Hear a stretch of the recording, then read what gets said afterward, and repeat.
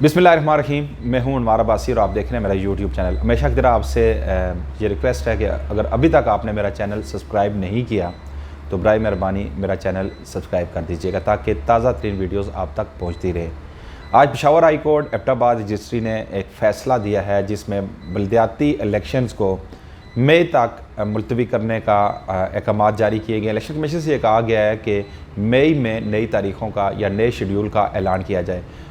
इकबाल नामी शख्स जो ज़िला कोहिस्तान का एक रिहायशी है, चूँकि 4 मुख्तलिफ दरख्वास्तें थीं लेकिन इकबाल नामी शख्स के दरख्वास्त पर पेशावर हाई कोर्ट के एबटाबाद बेंच ने यह फ़ैसला दिया है। और यूँ जो इलेक्शन की जो गेमा गेमी थी वो किसी हद तक कम हुई। एक बेयकीनी की सी कैफियत अब फिर से पैदा हो गई है। अब ये सवाल ये पैदा होता है कि क्या कोई रिव्यू में जाएगा इस फैसले के ख़िलाफ़ या इलेक्शन जो हैं वो मई में ही मुमकिन है।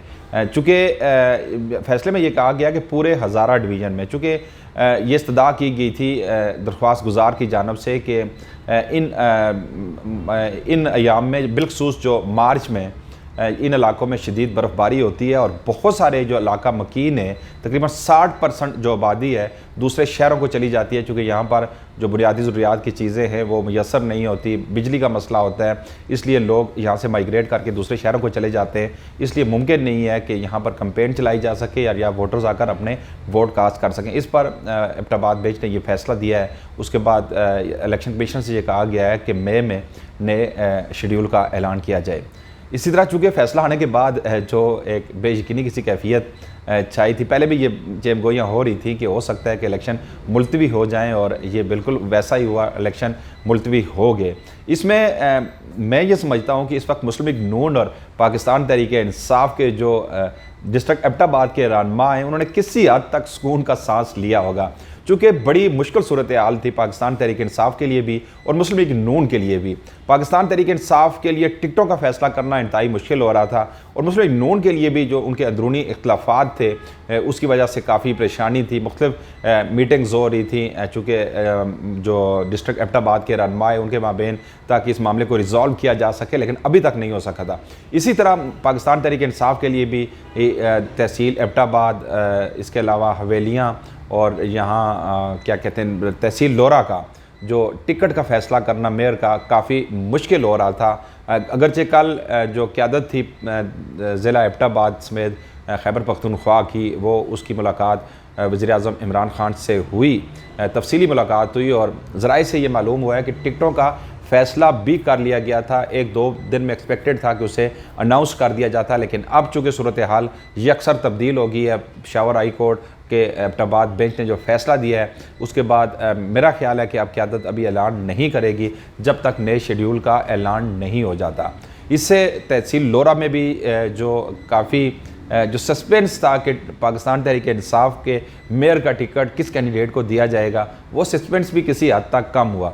दूसरी तरफ ये खबरें आ रही थी कि सरदार शेर बहादुर को जो पाकिस्तान तहरीक इंसाफ की जो सीनियर क़यादत है खैबर पख्तूनख्वा की, उन्हें यह कहा जा रहा है, उन्हें दावत दी जा रही है कि पाकिस्तान तहरीक इंसाफ के टिकट से इलेक्शन लड़े। लेकिन मैंने सोशल मीडिया पे देखा कि सरदार शेर बहादुर से कुछ शराइत थी उनकी कि उन्हें तस्लीम किया जाएगा, उसके बाद पाकिस्तान तहरीक इंसाफ का टिकट लेंगे। लेकिन अभी तक ये इतलात, ये इस तरह की खबरें जो मुसद्दक़ा खबरें नहीं थी, रूमर्स हो सकते हैं या कि सिर्फ सोशल मीडिया की हद तक ये किसी की एज्यूमिंग हो सकती है, लेकिन अभी तक ये फ़ैसला नहीं हो सका था कि क्या एबटाबाद का टिकट सरदार शेर बहादुर ही को दिया जाएगा या किसी दूसरे उम्मीदवार को दिया जाएगा। बज़ाहिर तो पाकिस्तान तहरीक इंसाफ का वहाँ पर कोई मजबूत उम्मीदवार नज़र नहीं आ रहा और इस सूरत हाल में अगर सरदार शेर बहादुर के अलावा किसी दूसरे कैंडिडेट को वहाँ पे टिकट दिया जाता है तो वहाँ पर पाकिस्तान तहरीक इंसाफ चौथे दर्जे की जमात साबित हो सकती है। चूँकि वहाँ पर सरदार शेर बहादुर एक मजबूत उम्मीदवार है, पाकिस्तान तहरीक इंसाफ ही से उनका ताल्लुक था, लेकिन 2014-15 में पाकिस्तान तहरीक इंसाफ और उनके दरमियान एक रिफ्ट पैदा हुई जिसकी वजह से पाकिस्तान तहरीक इंसाफ का अब हिस्सा नहीं रहे थे। इसके अलावा वहाँ पे मुस्लिम लीग नून का अगरचे इख्तलाफात हैं दोनों दड़ों के दरमियान, सरदार मेहताब ग्रुप और मुर्जा जावेद अब्बासी ग्रुप के दरमियान इख्तलाफात हैं, लेकिन इसके बावजूद भी पाकिस्तान मुस्लिम लीग नून की ताकत को वहाँ से नज़रअंदाज नहीं किया जा सकता। इसके अलावा जमात इस्लामी के अब्दुल रज़ाक अब्बासी साहब जो कि एक मजबूत कैंडिडेट के तौर पर मेयर के वो भी सामने आए और वहाँ पे अगर शुजा नबी या गज़नफ़र अब्बासी या मज़र जदून या किसी को भी या सरदार शबीर, कर्नल रिटायर्ड शबीर को दिया जाता है तो ये मैं समझता हूँ कि पाकिस्तान तहरीक इंसाफ का किसी जमात से वहाँ पे मुकाबला नहीं है। چوتھے نمبر کی جماعت وہاں پہ ثابت ہو سکتی ہے۔ اس صورت میں کہ سردار شیر بہادر کو راضی کیا جائے، اسے پاکستان تحریک انصاف کا ٹکٹ دیا جائے، تو پھر میں یہ سمجھتا ہوں کہ پاکستان تحریک انصاف وہاں کی سیٹ جیت سکتی ہے میئر کی، کیونکہ سردار شیر بہادر ایک مضبوط کینڈیڈیٹ ہے۔ اس کے علاوہ تحصیل لورا کی اگر بات کی جائے تو یہاں پر دو مضبوط امیدوار تھے ٹکٹ کے، سردار رجب علی خان اور سردار فضل ہادی، ان دونوں کے درمیان یہاں پر مقابلہ ہوگا ٹکٹ کے حوالے سے۔ اگر ٹکٹ سردار رجب علی خان یا سردار ہادی کو مل جاتا ہے تو یہاں پہ بھی ورکرز کا یہ کہنا ہے کہ سردار رجب علی خان مضبوط ترین امیدوار ہیں ٹکٹ میئر کے ٹکٹ کے۔ اگر انہیں ٹکٹ مل جاتا ہے تو پاکستان تحریک انصاف کو یہاں پر برتری حاصل ہو سکتی ہے۔